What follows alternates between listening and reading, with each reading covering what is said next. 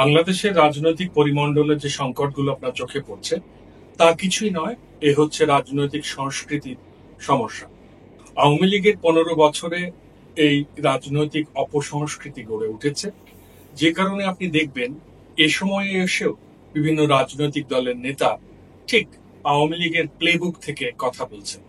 মানে তারা অন্য একটি রাজনৈতিক দলের লোক, কিন্তু তারা প্রতিপক্ষকে গালাগালের ক্ষেত্রে ঠিক সেই শব্দগুলো বেছে নিচ্ছেন যেগুলো আওয়ামী লীগ তার প্রতিপক্ষের ক্ষেত্রে ব্যবহার করত। আপনি যদি দেখেন যে সমাজে যে দুর্নীতি রয়ে গেছে, সেই দুর্নীতির প্রাতিষ্ঠানিকীকরণও কিন্তু হয়েছে আওয়ামী লীগের 15 বছর। এই যে একজন পিএস বা এপিএস কে কয়েক মাসের মধ্যে শত কোটি টাকার মালিক হয়ে যেতে হবে, এই ধারণা কিন্তু 2009 সালের আগে বাংলাদেশে ছিল না। কিন্তু 2009 সালের পরে যেহেতু আমরা দেখলাম যে একজন পিয়নও হেলিকপ্টারে চড়ছে, তখন দেখা গেল যে রাজনৈতিক পট পরিবর্তনের পরেও যারা সরকারের বিভিন্ন জায়গায় ছোটখাটো পদে কাজ করছেন, তারা চেষ্টা করলেন ওই রকম হেলিকপ্টারে চড়তে কিংবা শত কোটি টাকার মালিক হতে। এই রাজনৈতিক সংস্কৃতির যে সংকট আর দুর্নীতির সংকট, এই দুটো জিনিসই বাংলাদেশের রাজনীতিকদের সামনে এখন প্রধান চ্যালেঞ্জ। এখন ডিসেম্বরের নির্বাচনকে ঘিরে আমরা যে অস্থিরতা লক্ষ্য করছি বিএনপির মধ্যে, এর মধ্যে অনেকটাই যৌক্তিকতা আছে। কেননা 17 বছর ক্ষমতা থেকে দূরে থেকেছে তারা এবং অনেক নির্যাতনের মধ্যে দিয়ে গিয়েছে, তারা নিগৃহীত হয়েছে। ফলে তাদের আগ্রহই থাকবে যে যেহেতু তারা এই মুহূর্তে সবচেয়ে জনপ্রিয় রাজনৈতিক দল, যত দ্রুত একটি নির্বাচন হয় ততই তারা ক্ষমতায় গিয়ে ধীরে ধীরে নিজেদেরকে গুছিয়ে নিতে পারবে। কিন্তু এখানে সমস্যা হয়ে যাচ্ছে যে জুলাই বিপ্লবটি তো কেবলমাত্র একটি নির্বাচন অনুষ্ঠানের জন্যই হয়েছিল না, বরং বাংলাদেশের তরুণ প্রজন্ম একটি নতুন রাজনৈতিক বন্দোবস্ত চেয়েছিল, যে বন্দোবস্তে রাজনীতিবিদদের পলিটিক্যাল রেটরিক গুলো হবে অত্যন্ত পরিশীলিত, পরস্পরের প্রতি শ্রদ্ধা থাকবে একে অপরের সঙ্গে কথা বলার সময়, এবং ভীতির পরিবেশ থাকবে না।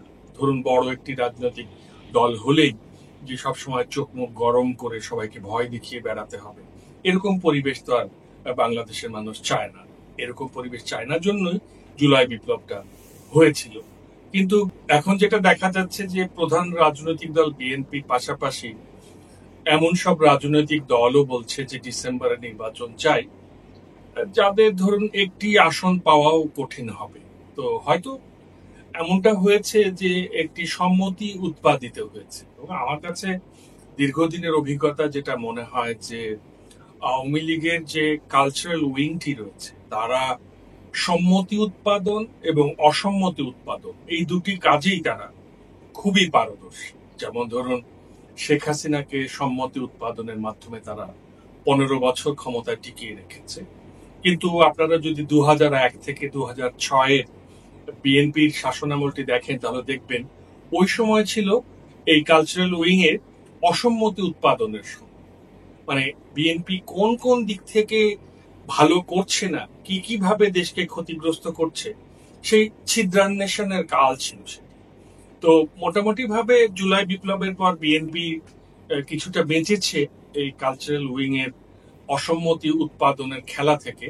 ফলে এখন সেই সমস্ত ক্রোধ গিয়ে পড়েছে নতুন রাজনৈতিক দল এনসিপির প্রতি।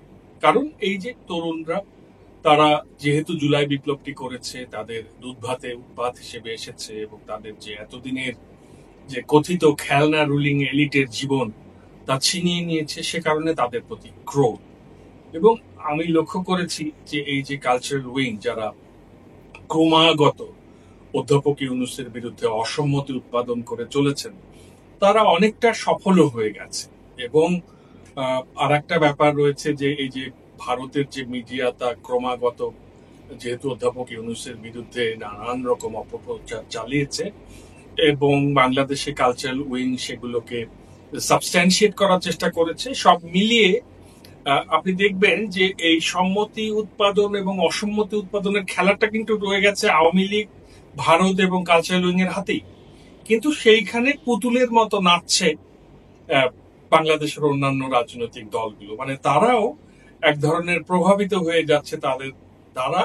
এবং আমার কাছে মনে হয়েছে যে এই মুহূর্তে আপনারা যে অস্থিরতাটা দেখছেন, সেটা তারই প্রতীক, এবং খুব সন্তর্পণে একটা বিভাজন এঁকে দিতে সক্ষম হয়েছে এই কালচারাল উইং। আমার মনে হয় যে খুব ধীর স্থির ভাবে চিন্তা করা উচিত বাংলাদেশের রাজনৈতিক দলগুলো, কারণ আহ, এই যে ধরুন ভারত নিয়মিত পুশিং করছে, সীমান্ত হত্যা চলছে, সীমান্তের পাশে তারা সামরিক কুচকাওয়াজ করছে, এক ধরনের ভয় ভীতি প্রদর্শন করছে। তারপরে ভারতের নর্থ ইস্ট পত্রিকা বলে একটি পত্রিকা রয়েছে, যেখান থেকে একজন হলুদ সাংবাদিক নিয়মিতভাবে অধ্যাপক ইউনূস, তার ক্ষমতা কাঠামো এবং সেনাবাহিনীকে নিয়ে নানা রকম গুজব রটায়। সব মিলিয়ে কিন্তু আহ, বাংলাদেশের সার্বভৌমত্ব আহ, খুব স্থিতিশীল জায়গায় নেই। এই কারণে আসলে অধ্যাপক ইউনূসকে যদি একটু সময় দেওয়া যেত, তাহলে যেটা হতো সেটা হচ্ছে যে পরে নির্বাচনে জিতে যে রাজনৈতিক দলটি ক্ষমতায় আসবে সে অপেক্ষাকৃত স্থিতিশীল একটি ভূ রাজনৈতিক অবস্থানে বাংলাদেশকে দেখতে পেত। তখন এই যে অসম্মতি উৎপাদনের যে খেলাগুলো চলছে, এই খেলাগুলো প্রশমিত হয়ে গেলে তখন ওই ক্ষমতায় আসা নতুন দলটির জন্য বা ক্ষমতাসীন দলটির জন্য সুবিধা হতো। তো আমার মনে হয় যে আহ, প্রধান রাজনৈতিক দল বিএনপির এ ব্যাপারটা ভেবে দেখার দরকার রয়েছে যে 6 মাসের তো ব্যাপার।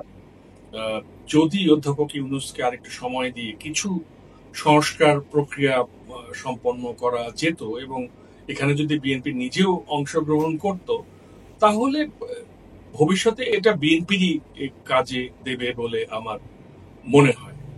সব মিলিয়ে শেষ কথাগুলো হচ্ছে যে প্রত্যেকটি রাজনৈতিক দলকে যেটা করতে হবে সেটা হচ্ছে যে ওই কৃত্রিম উত্তেজনা থেকে দূরে সরে আসতে হবে, এবং এই যে আওয়ামী লীগের যে সম্মতি উৎপাদন এবং অসম্মতি উৎপাদন কারখানা, এই কারখানার পণ্যে পরিণত না হয়ে নিজস্ব অভিমত তৈরি করতে হবে এবং সংলাপকে সবচেয়ে বেশি গুরুত্ব দিতে হবে।